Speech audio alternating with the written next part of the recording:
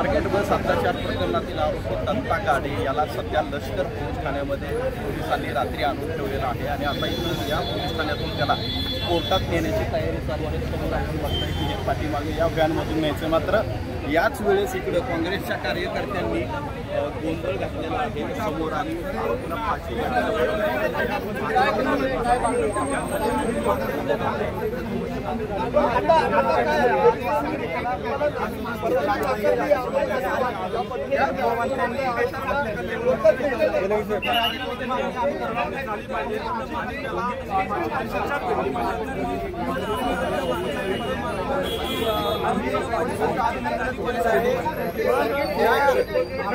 आता जर आपण बघितलं तर अशा पद्धतीने काँग्रेसकडून जोरदार आंदोलन केलं जातं।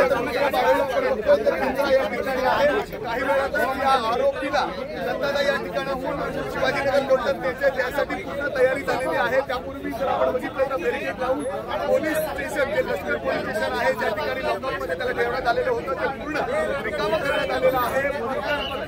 पोलीस आतमध्ये आपल्याला दिसत आहेत आणि दुसऱ्या बाजूला गेटच्या बाहेर ही गाडी बाहेर पडणार आहे।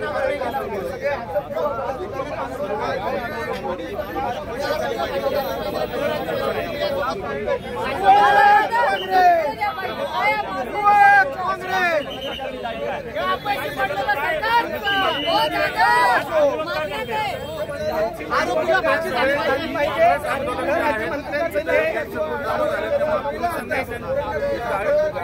गाडी आणून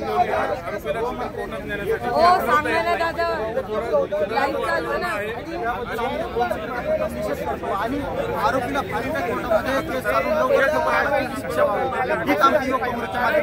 फाशी झाली पाहिजे।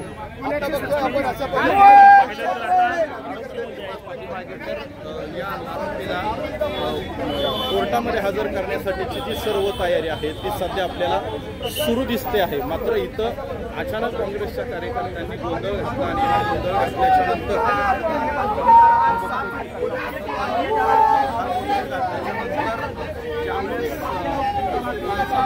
अचानक पोलीस इकडे वाढवावी लागली। त्यामुळे आता या आरोपीला हजर करताना आता पुढे कोर्टात काय होणार हे देखील पाहावं लागणार आहे, कारण आरोपीच्या सुरक्षेची जबाबदारी पोलिसांची असते।